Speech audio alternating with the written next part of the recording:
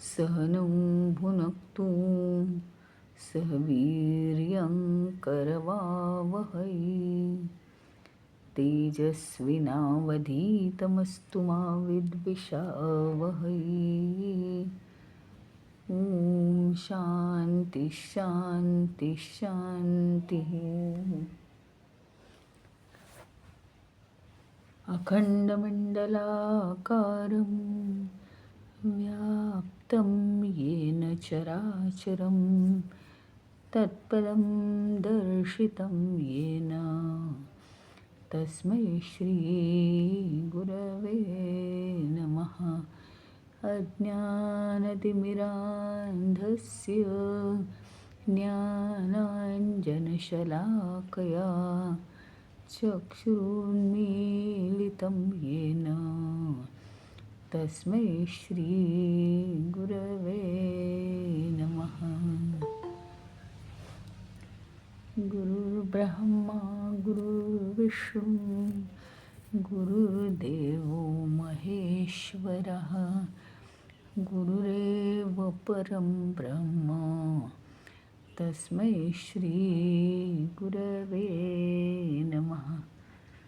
स्थावरं जङ्गमं व्याप्तं यत्किञ्चित् सचराचरं तत्पदं दर्शितं येन तस्मै श्रीगुरवे नमः।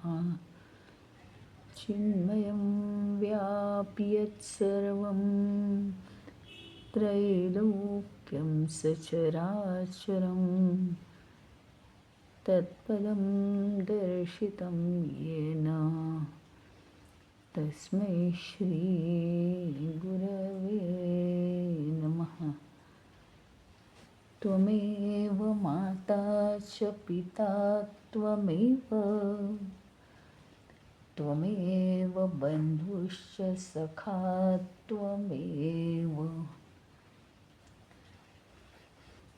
त्वमेव विद्या द्रविणं त्वमेव सर्वं मम देवदेव त्वमेव सर्वं मम देवदेव।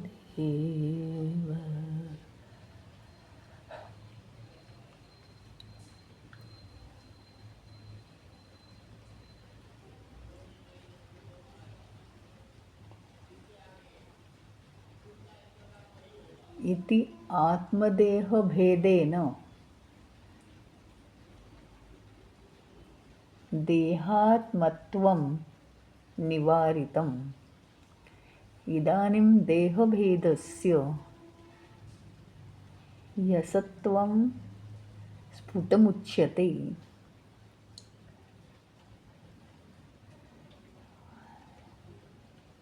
आत्मा आणि देह यातला फरक आत्तापर्यंत स्पष्टपणे दाखवून दिलेला आहे।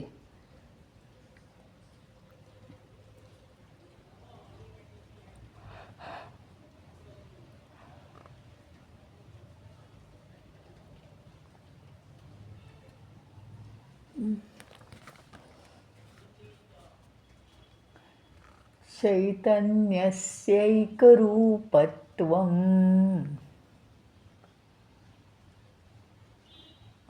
चैतन्यस्यैकरूपत्वाद् वेदो युक्तो न कहीचित् जीवत्वं च मृष ज्ञेय रज्जौ सर्पग्रहो यथा।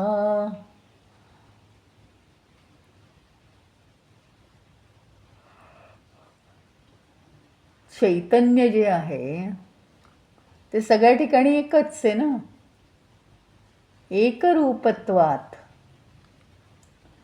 त्याच्यामध्ये भेद करणं हे योग्य नाही।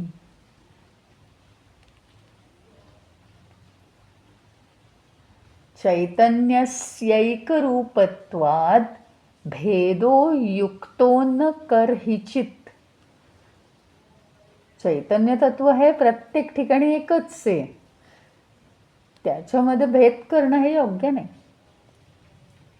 जीवत्वं न मृषा ज्ञेयं रज्जौ सर्पग्रहो यथा. साप आणि रज्जू माहितीच आहे आपल्याला, सर्परज्जूचं उदाहरण.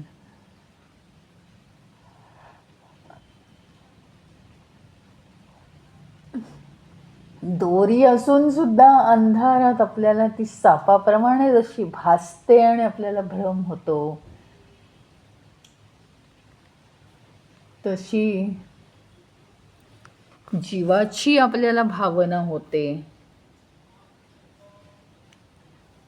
पण ते आहे आत्मतत्व.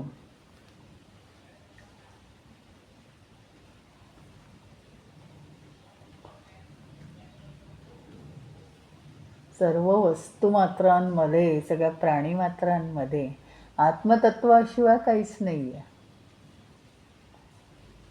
सगळीकडे सूर्यप्रकाश म्हटलं तर एकच प्रकाश आहे ना, तो काही वेगवेगळे प्रकाश नाही आहेत. त्याच्याप्रमाणे सूर्यप्रकाश जसं सगळीकडे एकच आहे, एकच आहे तो प्रकाश. म्हणजे म्हणायचा उद्देश असा आहे,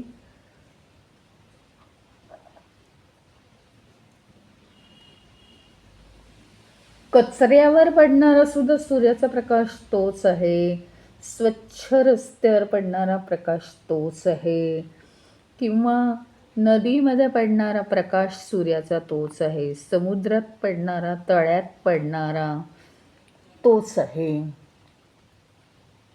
कुठेही पडू दे, मग गरिबाच्या झोपडीवर पडणारा सूर्यप्रकाश तोच आहे, महालावर पडणारा पण तोच आहे.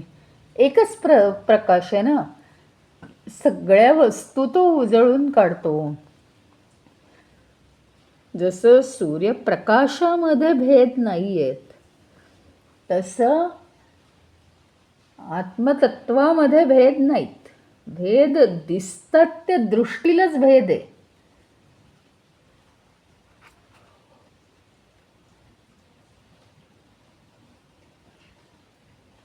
सूर्यप्रकाश शुभ्र, सूर्यप्रकाश पवित्र, सूर्यप्रकाश अपवित्र असं जसं होऊ शकत नाही, तो एकच एक आहे.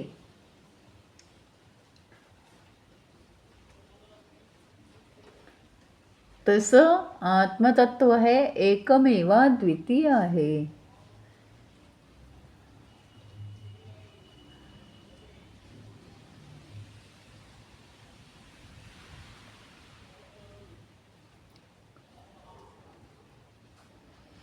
मग तुम्ही काहीही म्हणा, मनाला जरी तुम्ही म्हटलं मी म्हणजे मन, मी म्हणजे बुद्धी, मी म्हणजे देह, मी म्हणजे हे, मी म्हणजे अहंकार, असं काही म्हणा, मी म्हणजे भावना जाणणारा, असं काहीही जरी म्हटलं तरी ते सगळं खोटं आहे. कारण मी म्हणजे जर आत्मतत्व, तर वैयक्तिकपणा तिथे नाहीच आहे ना. वैयक्तिकता आली की ते खोट आहे.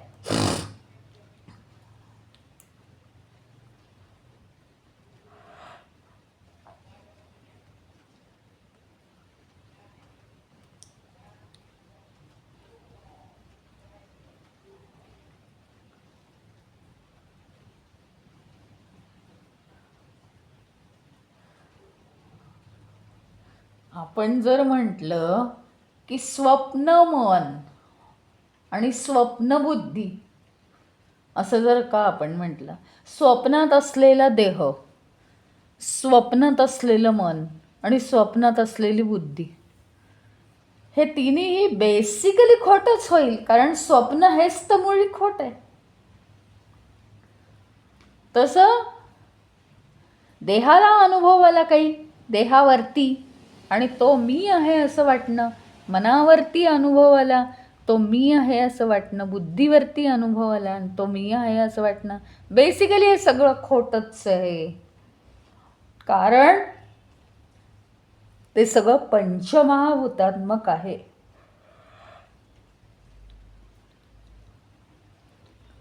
हे सगळं प्रकाशित करणारा मी आहे.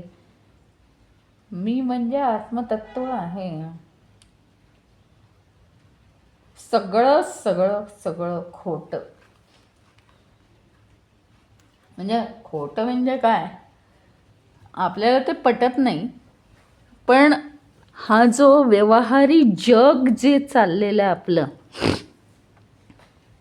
आत्मतत्वाच्या दुनियेत पाहायला गेलं,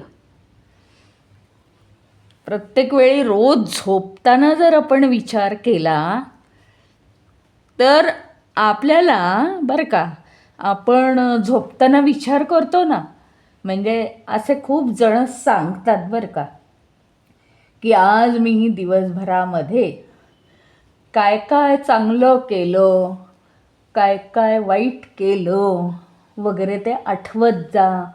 हां, किंवा काय काय माझं चुकलं, देवाला माफी मागा वगैरे असं सांगतात ना. आता मी काय काय केलं दिवसभरात, आपली गाडी आता त्याच्या पुढे गेली आहे. कारण काय, की मी दिवसभरात काय काय केलं, काय काय चांगलं, काय काय वाईट. नो डाऊट हे व्यक्तिगत जीवनाला सुधारायला चांगलं आहे, जागृती येणार आहे त्यांनी. पण आता आपण जे उपनिषद शिकतो आहोत त्याच्यामध्ये मी जे काही दिवसभरात केलेलं आहे ते सगळं खोटं. दोन दृष्टीने खोटं बरं का. कोणची एक दृष्टी कोणती, तर मी जे केलं आहे ते मी देह किंवा मी मन म्हणून केलेलं आहे, म्हणून ते खोटं. दुसरी दृष्टी कोणती, भूतकाळ झाला की ते खोटं. सगळा बोर्ड पुसून टाकायचा, मग मी काहीच नाही केलं, संपलं. म्हणजे मी जे केलं ते सगळं खोटं. दोन अर्थांनी, की एकतर मनाच्या पातळीवर, बुद्धीच्या पातळीवर, देहाच्या पातळीवर येऊन जी मी म्हणते आहे की मी केलं ते खोटं आहे. कारण मी म्हणजे आत्मतत्व आहे आणि आत्मतत्व काहीच करत नसतं. आणि दुसरी गोष्ट म्हणजे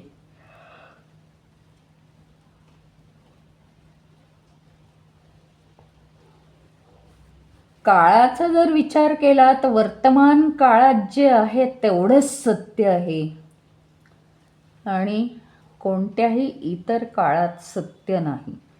विशेषतः फॉरगेट द पास्ट.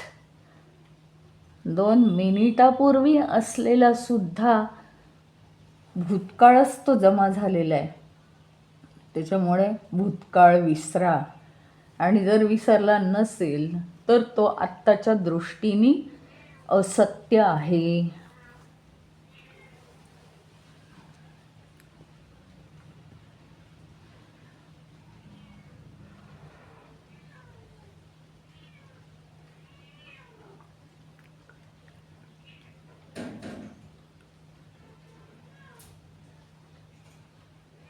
म्हणजे आपण आत्ताच उदाहरण दिलं ना, की स्वप्नातलं जे आहे अतिशय सुंदर स्वप्न पडलं आणि ते सगळं आठवतंय तुम्हाला, ठीक आहे. आणि अतिशय रंगवून रंगवून तुम्ही सांगत आहात कोणाला तरी की असं पण होतं त्याच्यात, तसं पण होतं. समजा अगदी मंदिरात कुठल्या तरी गेला आहात, देवाचे सोन्याचे देवाचे दागिने आहेत वगैरे सगळं आहे,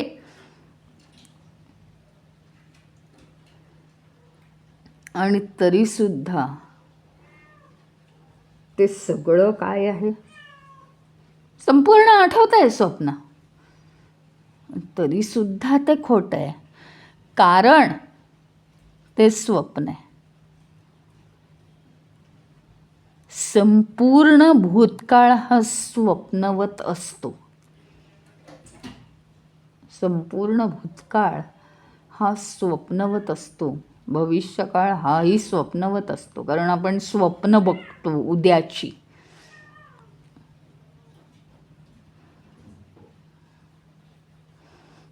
त्याच्यामुळे अर्थ नाही त्याच्यात.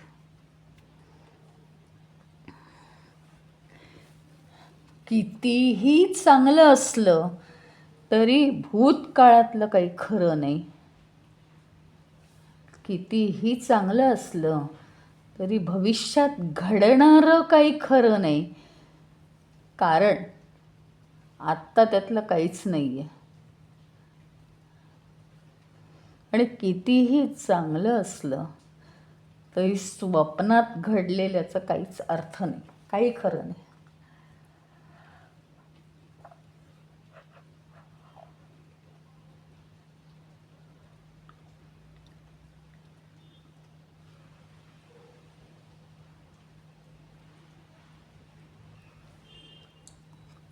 ज्याच्याप्रमाणे दोरीतला साप ही माझी कल्पना आहे. किती सुंदर तुम्ही विचार करा या श्लोकावर. दोरी आहे तिथे, ॲक्च्युअल दोरी आहे, ॲक्च्युअल तिथे दोरी आहे, पण दोरीतला साप जो मला दिसतोय, दोरी म्हणजे साप नाही की साप म्हणजे दोरी नाही.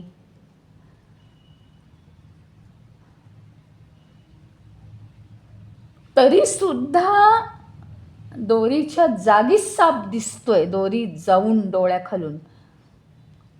देवी डोळ्यातून नष्ट होते.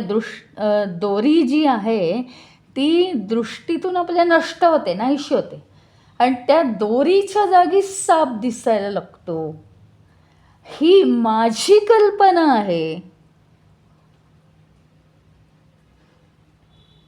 दोरीमध्ये मला साप दिसायला लागतो. तो साप नसून तो साप आहे असं मला भासतं.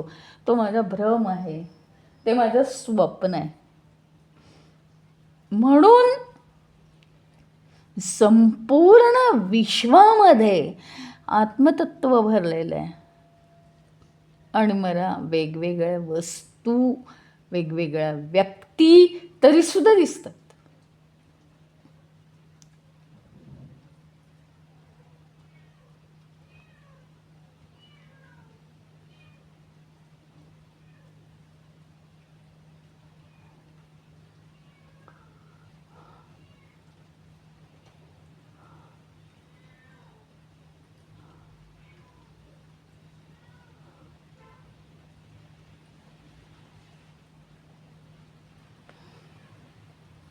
त्यामुळे या जगामध्ये ज्या वस्तू आणि व्यक्ती दिसतात, हा माझा भ्रम आहे.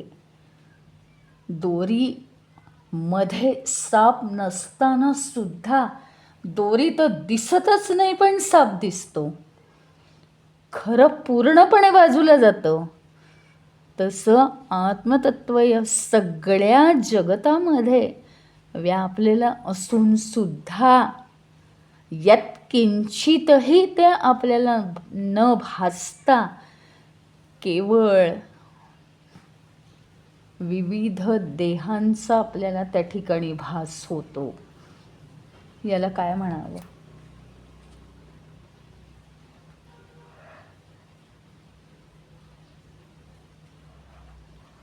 याचा अर्थ एवढा एक आहे, ज्याप्रमाणे मनाने जो अनुभव घेतला स्वप्नाचा, बरं का, मनाने कशाचा अनुभव घेतला? स्वप्नाचा. तो खोटा आहे की नाही खोटा? स्वप्न हे कधीच खरं नसणार आहे.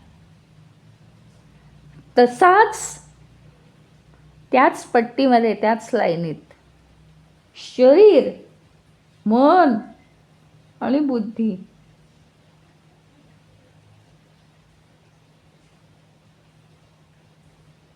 शरीर, मन, बुद्धी यांच्या साह्याने किंवा यांच्या पातळीवर जे अनुभव घेतले जातात ते सगळे चूक.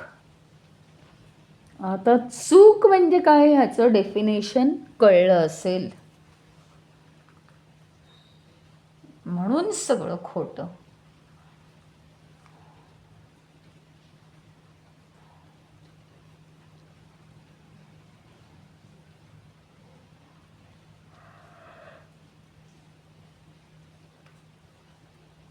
हे विश्व म्हणजे काय आहे? तर मन आणि बुद्धी. देहही म्हणा तुम्ही, पण देह जड आहे, मन आणि बुद्धी सूक्ष्म आहेत. ते भ्रम आपल्याला निर्माण करू शकतात. देह जड नसताना सुद्धा त्याला अहंकार चिकटल्यामुळे तो आपल्यामध्ये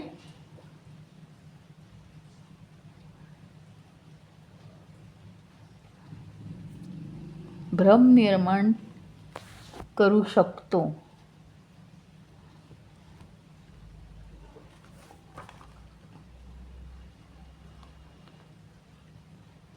रज्जुवज्ञान तत्क्षणेन अनैव यद्वद्रज्जुहि सर्पिणी भाति तद्विच्छति भाति तद्वच्छिति साक्षात् विश्वाकारेण केवला.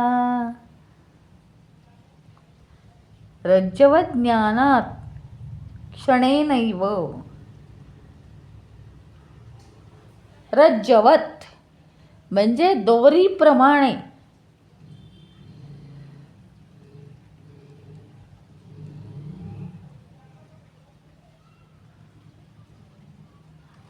दोरीचं म्हणजे आपल्याला जरा अज्ञान झालं. रज्जुवत म्हणजे दोरीचं उदाहरण घेतलं त्याप्रमाणे दोरीचं अज्ञान झालं की क्षणार्धात दोरीचा झाला साप. काहीच उपयोग नाही. आणि त्याची आपल्याला भीती वाटायला लागते ना.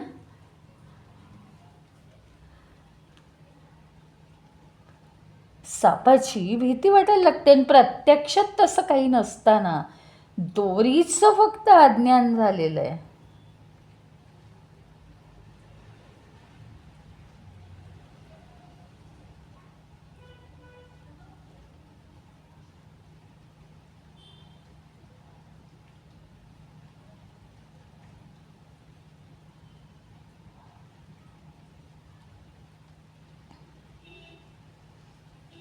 रज्जुवत ज्ञान तत्क्षणेन अनेनैव यद्वत रज्जुर्हि सर्पिणी. रज्जूचं आपल्याला केवळ अज्ञान झाल्यामुळे लगेच त्याचा साप तयार होतो मनामध्ये आणि साप आहे असं वाटतं. त्याच्याप्रमाणे आपले शुद्ध आणि अविचारी हे जे शुद्ध चित तत्व आहे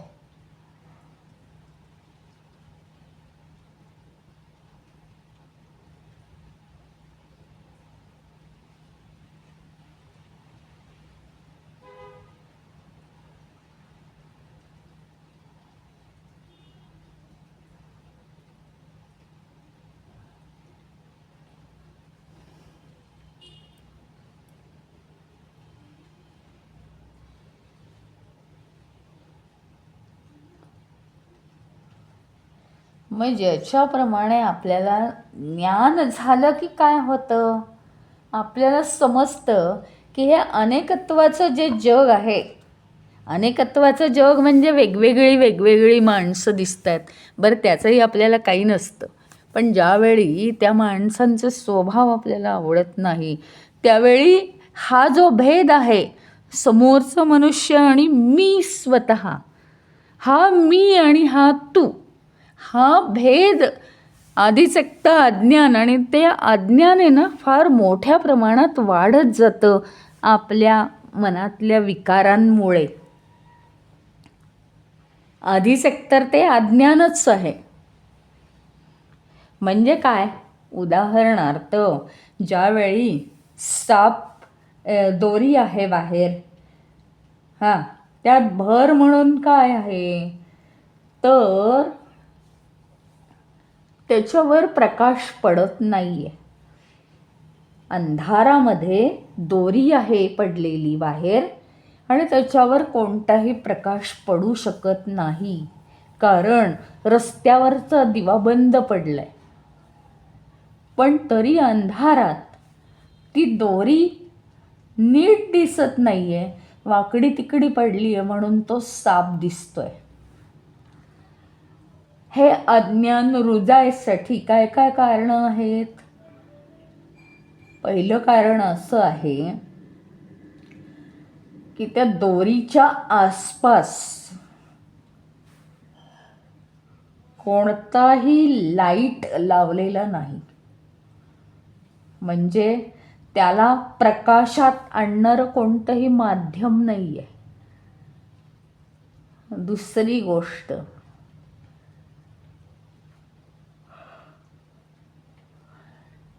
दोरी ही जी आहे हे अंधारात असल्यामुळे, आणि दुसरी महत्त्वाची गोष्ट रात्र असल्यामुळे, रात्रीच्या वेळी सापासारखे प्राणी खूप फिरतात, त्यातून झाडं अनेक येतात आजूबाजूला. म्हणून तिसरं एक कारण बलवान. आणि म्हणून मग या सगळ्याचा परिणाम म्हणून ती जी आपली कल्पना आहे की दोरी नाही आहे आणि हा साप आहे, ही कल्पनाच मुळी घनीभूत होत जाते. घनीभूत याचा अर्थ काय? सॉलिड होत जाते ती कल्पना. ती कल्पना मिटण्याचं नावच नसतं. म्हणजे आपल्याला भीती वाटायला लागते, अरे बापरे रात्रीच्या वेळी साप, आता कुठूनही येऊ शकतो तो, मग झोपणार कसं, भीती वाटायला लागली. कशी वशी सकाळ झाली. घाबरत घाबरत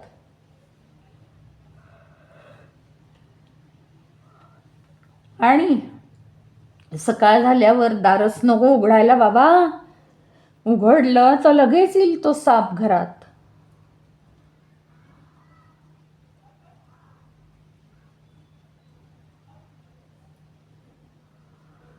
एकावर एक कल्पना आपण वाढवतोय, म्हणजे सत्य एकीकडे राहिलं, आपल्याला वाटलं आहे दुसरंच, पण तरीसुद्धा ते आपण घनीभूत करतोय. म्हणजे काय की चुकीची कल्पना आहे ती आपण वाढवतोय, सॉलिड करतोय.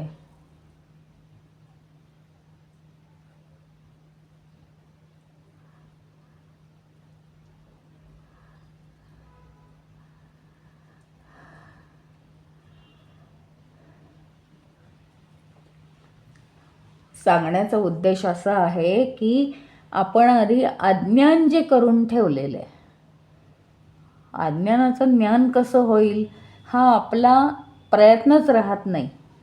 अज्ञान आहे आणि त्याच्यावरती आजूबाजूची परिस्थिती पण आहे. जसं म्हटलं की दोरी आहे, दोरी आहे पण त्याचं आपल्याला अज्ञान झालंय, साप असतोय. आजूबाजूची परिस्थिती काय आहे, लाईट नाही आहे तिथे त्याच्यावर फोकस करायला, रात्र आहे म्हणजे दिवस नाही आपल्याकडे, म्हणजे दिवस नसल्यामुळे रात्रीच्या वेळी भयान वाटतं आणि त्यावेळी तो साप दिसतोय आणि मग मनामध्ये झोप येण्याच्या ऐवजी इथे आतमध्ये सुद्धा तो साप दिसायला लागतो आणि तो येईल का काय, अशा अनेक वेगवेगळ्या कल्पना मनामध्ये येतात. अशा रीतीनेच आपलं जीवन जे आहे क्लिअर कट ते आत्मतत्वानीच बनलेलं आहे. परंतु अजून सुद्धा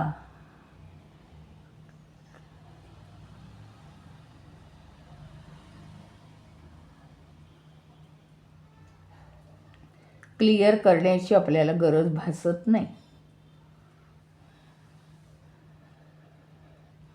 अशा रीतीने आपलं जीवन बनलेलं आहे.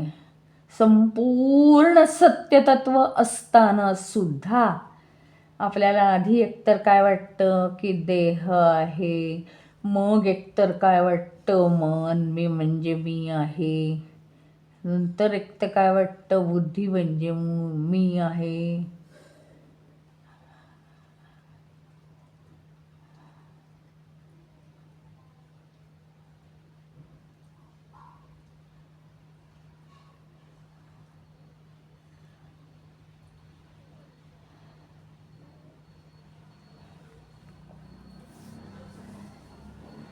सगळ्यात मोठा पार्ट आहे हा आणि सगळ्यात अतिशय महत्त्वाचा आहे आणि वेगळ्या रीतीने इथे समजावून सांगितलेलं आहे की जीवनात जेव्हा सगळ्या प्रकारचे अंधार आजूबाजूने येतात, कशा प्रकारचे अंधार मी सांगते ना, दुःखांचे अंधार, अडचणींचे अंधार, हां, त्यांनी सगळं बुद्धीवर मळप पसरतं आणि त्याच्यामुळे बुद्धी ही धूसर होते. त्यातल्या त्यात बुद्धीच चालू शकते ना आपल्या शरीरात सूक्ष्म असल्यामुळे. तर ती बुद्धी आपल्याला काही थोड्याफार प्रमाणात जे आपण वाचतो उपनिषदातलं त्यातून ती बुद्धीच आपल्याला रिमाइंडर देऊ शकते. पण तरीसुद्धा आपण खास करून जेव्हा देह म्हणजे मी आणि मन म्हणजे मी असतो त्यावेळी या अडीअडचणींचा उजेड, अंधार सगळीकडे पसरतो आपल्या जीवनावरती आणि मग हे जसजसं मोकळं होईल, अज्ञान जसजसं दूर होईल तसतसं ती दोरी आहे हे समजतं. तसं हे सगळं आत्मतत्वच आहे बेसिकली हे आपल्याला समजायला लागतं. मग मी म्हणजे सुद्धा कोणी नाही, समोरचा म्हणजे सुद्धा कोणी नाही, चूक करणारा कोणी नाही आणि बरोबर वागणारा पण कोणी नाही.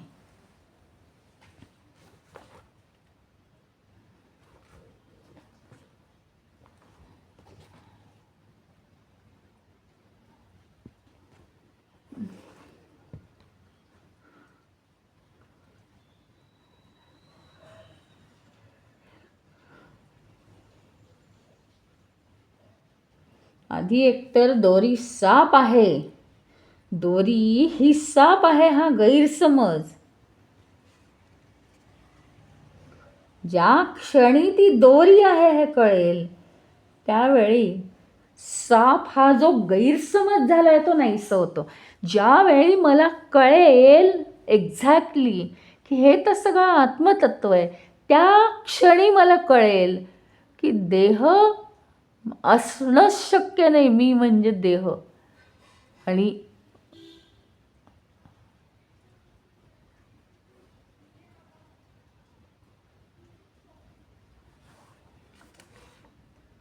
हे अज्ञान नाहीसं झालं, हे आपले सगळे गैरसमज दूर झाले की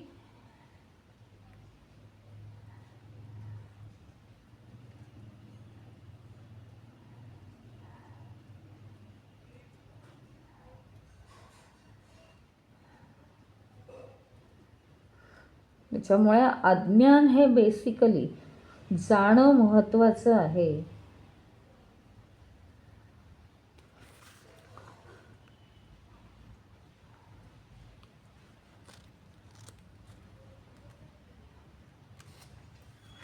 ते पुढच्या श्लोकाचा अर्थ थोडक्यात आधी बघू आणि मग थांबू. उपादानं प्रपंचस्य ब्रह्मणोऽन्यन्न विद्यते ब्रह्मणोऽन्यत्र विद्यते तस्मात् सर्वप्रपंचोऽयं ब्रह्मैवास्ति न चेतरत.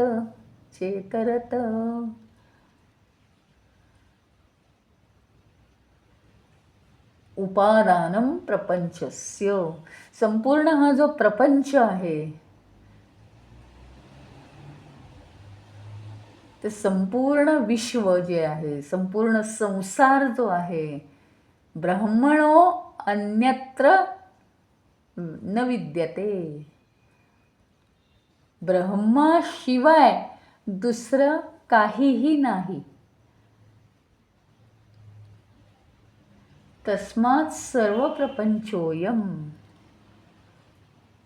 सर्व विश्व हेच काय आहे, ब्रह्मैवास्ति न चेतरतः.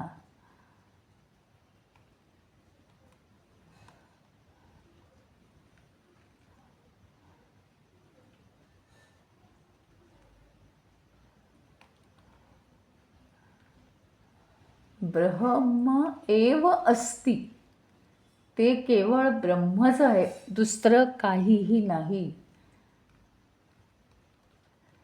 प्रपंच म्हणजे काय? पंच. पंच म्हणजे पंचमहाभूत, त्यांच्यापासून चालणारा तो प्रपंच. सगळ्याचं उपादान कारण ते म्हणतात की हा जो प्रपंच आहे, हे विश्व आहे, या सगळ्याचं उपादान कारण. अज्ञानी माणूस काय म्हणेल, म्हणजे आता बघा कसं कसं वर जात चाललंय की आपण काय म्हणतो, हे विश्व सगळं पंचमहाभूतांचं बनलेलं आहे बरं का, आणि मग म्हणतो की आत्मतत्व वेगळं आहे बरं का. ती एक लेव्हल आहे. ते म्हणत राहायचं, समजत राहतं पुढे पुढे. आणि आता आपण शिकलो की या विश्वामध्ये आत्मतत्वाशिवाय काहीच नाही आहे, दुसरं एकही गोष्ट असू शकत नाही. आत्मतत्व पंचमहाभूतांचं स्वरूप ते विश्वाने घेतलेलं आहे. ते स्वप्न आहे, स्वप्न म्हणजे ती माया सुद्धा परब्रह्मच आहे, आणि श्रीतत्व म्हणजे सुद्धा परब्रह्मच आहे. बाकीचं सगळं घेतलंय कामापुरतं, कल्पना संपली की ते फेकून द्यायचं.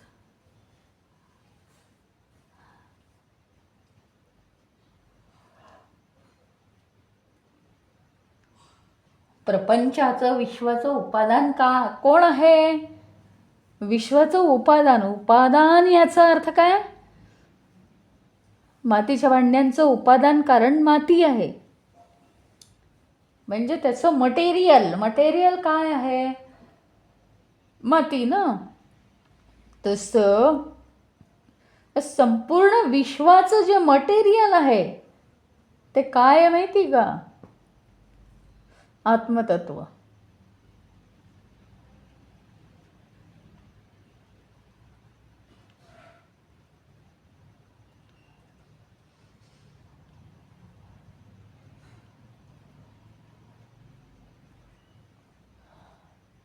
आत्तापर्यंत आपण शिकलो आत्मतत्व म्हणजे या विश्वाचं उपादान कारण पंचमहाभूत आहे, आणि आत्मतत्व वेगळं आहे, हे आपण शिकलो. ती स्टेज होती की हे सगळं पंचमहाभूतात्मक आहे, हे सगळं खोटं आहे, हे सगळं असं आहे. पण आता स्टेज काय आली पाहिजे ह्याच्या पुढे आपल्याला? ते खोटं आहे खरं आहे ते जाऊ दे हो. आत्तापर्यंत आपण काय आहे की संसाराला सोडत नव्हतो, म्हणून सांगावं लागलं जे तुला काही संसार दिसतो आहे तो खोटा आहे, हे सांगावं लागलं.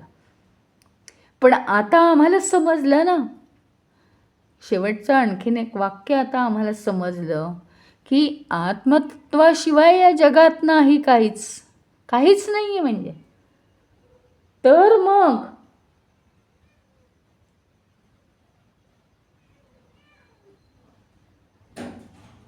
आत्मतत्व हे या जगाचं उपादान कारण होतं.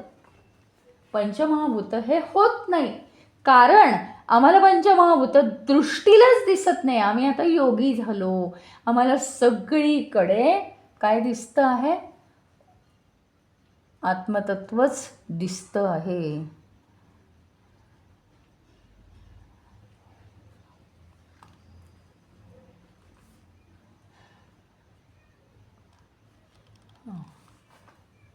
ठीक आहे.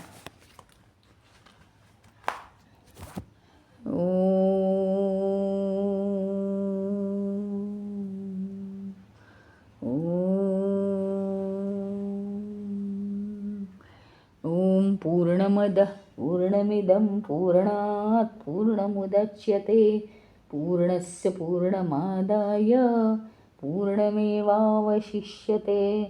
ओम शांति शांति शांति. हरि ओम. श्री गुरुभ्यो नमः. हरि ओम.